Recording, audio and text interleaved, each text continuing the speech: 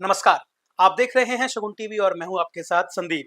और आज के इस वीडियो में मैं आपसे बात करूंगा कि जुलाई 2026 मिथुन राशि के लिए कैसा रहने वाला है, कि वो क्या करें क्या ना करें जो उनको करियर में दैनिक जीवन में लाभ की प्राप्ति हो। सबसे पहले मैं बता दूं कि प्लेनेट की पोजीशन आपके लिए क्या कहती है, पूरे महीने ये प्लेनेट की पोजीशन क्या रहेगी वो मैं एक बार आपको बता देता हूँ। मैंने यहाँ 3 लिखा, 3 लिखने के बाद ये बन गई आपकी कुंडली मिथुन राशि की। इसके जो स्वामी ग्रह होते हैं वो हो गए मिथुन बुध देव में।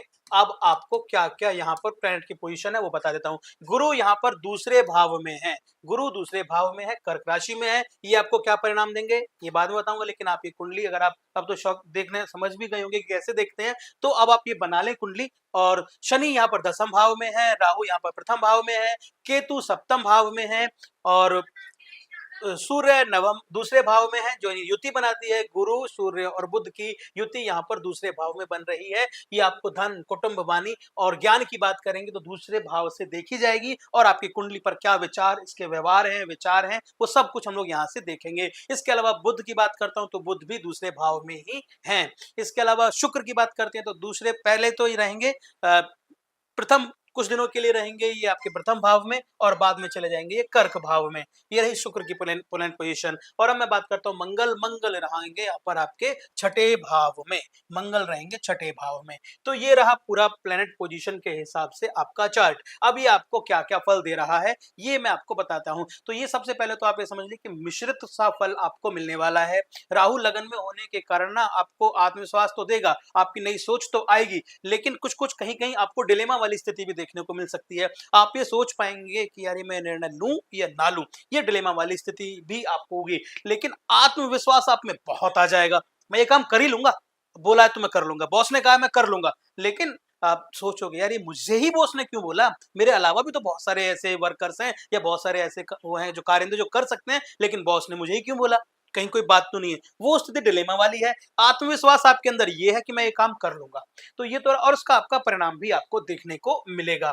चलिए सबसे पहले मैं बताता हूं आपको भाव के हिसाब से आप पर क्या प्रभाव पड़ रहा है। दूसरे भाव में धन संपत्ति देखी जाती है, धन कुटुंब और वाणी का भाव है। ये आपके लिए शुभ है क्योंकि यहाँ पर बुध गुरु और सूर्य की युति है। परिवार में आपको सम्मान मिलेगा क्योंकि सूर्य सम्मान देते हैं, आत्म सम्मान के साथ साथ वो दूसरा सम्मान भी आपको परिवार में भी दिलवाते हैं। तो परिवार में आपको सम्मान मिलेगा, आपकी आय बढ़ेगी, रुका हुआ धन मिलने की संभावना है। और बचत करने के लिए आपका ये भी मन करेगा कि चलो मैं एक एसआईपी कर लेता हूँ, चलो मैं यहाँ निवेश ही कर लेता हूँ। जो बचत के जो सोच है ना आपकी, अगर आप 20 से लेके 40 साल तक की युवा हैं तो आप इस तरह भी सोच सकते हैं कि भाई ये मैं कर सकता हूँ। ये चाहे एसआईपी वाला सेक्टर में जो आपको बता रहा था वो हो, या कोई और ऐसी चीजें भी आपको इसमें देखने को मिलेंगी। आपके विचारों में तो कम से कम आएंगी, आप कर पाए या ना कर पाए वो बाद का विषय है, लेकिन आपके मन में एक बात तो ये जरूर आएगी कि चलो कुछ मैं निवेश कर लेता हूं जो मेरे आने वाले समय को अच्छा बना सके। अच्छा, 10वें भाव में जब मैं शनि की बात कर रहा हूं, 10वें भाव में शनि की बात करता हूं तो यहाँ पर आपको कार्य बढ़ेगा आपका।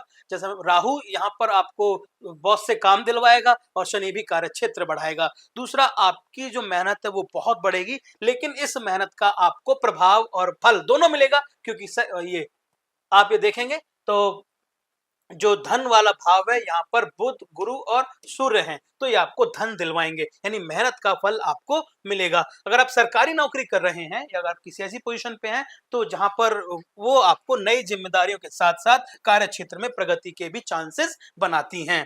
तो ये शनि का प्रभाव मैंने इसमें बताया। और अब मैं बात करता हूं राहु, क्योंकि आपके प्रथम भाव लग्नेश में ही है, तो ये क्या करेगा, ये आपको क्या करेगा, आत्मविश्वास तो आपको बढ़ाएगा लेकिन अति आत्मविश्वासी कर देगा आपको। जैसा भी मैंने आपको उदाहरण के साथ समझा रहा था, सोशल मीडिया नेटवर्किंग और दूसरे क्षेत्र में अगर आप हैं तो आपको, क्योंकि ये नेटवर्क से फायदा दिलवाता है, दोस्ती यारी से फायदा दिलवाता है।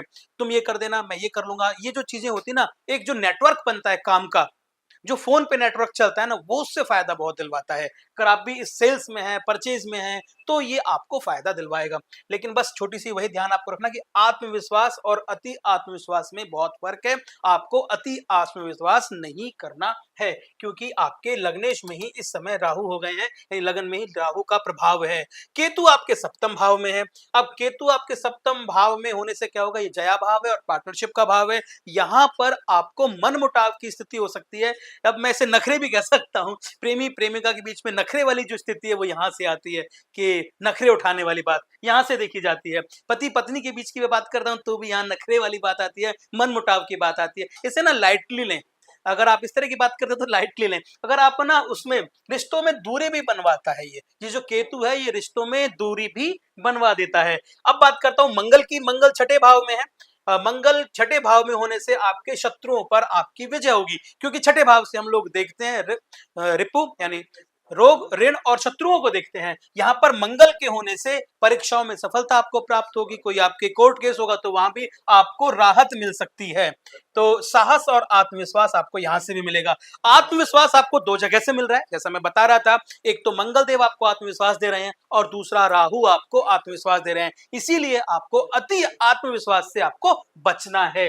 जो अति आत्मविश्वास की जो मैं बात कर रहा था, इस अति आत्मविश्वास से आपको बचना है, क्योंकि दो जगह से आपको विश्वास प्राप्त हो रहा है, आत्मविश्वास प्राप्त हो रहा है। एक तो मंगल से प्राप्त हो रहा है और दूसरा आपको केतु से प्राप्त हो रहा है। अब बात करता हूं मैं, थोड़ा सा आगे बढ़ जाते हैं, परिवार और रिश्तों की बात करते हैं। परिवार और रिश्ते वैसे तो देखे जाते हैं सहयोग की प्राप्ति होगी। कुछ खास ऐसा फोर्थ हाउस में नहीं, माता वाला या पैतृक संपत्ति वाला कुछ खास ऐसा घर नहीं है। भाई बहनों में बेहतर संबंध होंगे। भाई बहनों में आपके बेहतर संबंध होंगे और विवाह के भी अच्छे योग आ सकते हैं। ये तो चीजें रही। स्वास्थ्य का आपको ध्यान देने की हमेशा जरूरत रहती है। गैस और एसिडिटी आपको हो सकती है। गर्दन और कंधों का दर्द होगा क्योंकि लग्न में ही राहु है। ये आपको कुछ कुछ इस तरह की बीमारियां देते हैं। अब विद्यार्थियों के लिए ये जो महीना है अनुकूल है। एकाग्रता आपकी बढ़ेगी क्योंकि यहाँ विश्वास दो दो जगह से आपको प्राप्त हो रहा है, आत्मविश्वास दो दो जगह से प्राप्त हो रहा है। अगर आप किसी परीक्षा को निकालने की बात कर रहे हैं और पढ़ाई की बात कर रहे हैं तो आपको दो जगह से आत्मविश्वास प्राप्त हो रहा है। आप कर ही लोगे। एक तो राहु और दूसरा आपको मंगल, दोनों आपको आत्मविश्वासी बना रहे हैं। और गुरु का भाव, यानी जो मैं गुरु की बात कर रहा हूँ, तो गुरु सेकंड हाउस में है। वाणी, कुटुंब, धन, इन तीनों की मैं बात करता हूं तो यहाँ पर गुरु का वास है और गुरु आपको शुभ फल प्राप्त करा रहा है। गुरु की नजर आप पर पड़ रही है।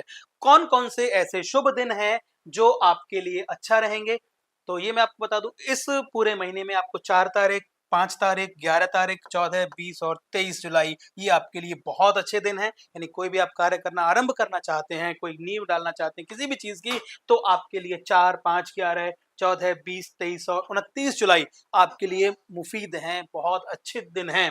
और शुभ रंग की मैं बात करता हूं तो सिल्वर, हल्का नीला या हरा रंग अगर आप वियर करते हैं तो आपके लिए बहुत अच्छा है। इन्हीं चीजों से जुड़ी हुई चीजें अगर आप किसी को दान करते हैं तो भी बहुत अच्छा रहने वाला है, क्योंकि जुलाई का महीना हरियाली का भी महीना माना जाता है। हरा रंग आपके लिए शुभ है। तो अगर आप महादेव पर बेलपत्र या कुछ इस तरह की चीजें चढ़ाते हैं जो हरे रंग से निर्मित हैं तो आपके लिए शुभ रहेंगी। किसी को खाने में भी अगर आप हरी सब्जियां दान करते हैं तो भी आपके लिए बहुत अच्छा रहने वाला है। तो निष्कर्ष अगर मैं निकालता हूं तो निष्कर्ष ये है कि आय के स्रोत बनेंगे। इसके बाद रुका हुआ धन आपको प्राप्त होगा। परिवार में मान सम्मान की प्राप्ति होगी। नौकरी में प्रमोशन और नौकरी में बदलाव के चांसेस भी हैं। व्यापार में सार और विस्तार दोनों आपको प्राप्त होंगे। और प्रतियोगी छात्रों के लिए मैं बात करता हूं क्योंकि एकाग्रता का समय है। अगर आप एकाग्रता के साथ पढ़ाई में ध्यान देंगे तो सफलता भी आपको प्राप्त होगी। तो ये तो रहा आपके लिए मिथुन राशि के लिए ओवरऑल प्लैनेट की पोजीशन के हिसाब से ये महीना आपके लिए क्या कहता है। कुल मिला के अच्छा है, दूरदृष्टि वाला महीना है। विद्यार्थियों के लिए बहुत कुछ है, नौकरी वालों के लिए बहुत कुछ है, आपके लिए बहुत कुछ है। अगर आप कुछ पूछना चाहते हैं, कुछ मैं छोड़ दिया है मैंने बताना जो आपको लगता है कि मुझे बताना चाहिए था, तो आप कमेंट करके मुझे पूछ सकते हैं, मुझे बता सकते हैं। शर्त वही है कि आपके पास आपकी डिटेल्स होनी चाहिए जिसमें आपका नाम, date of birth, place of birth सारी चीजें हों। मैं डीएम में आपका आंसर जरूर करूंगा। वीडियो में अंत तक बने रहने के लिए बहुत बहुत धन्यवाद। नमस्कार।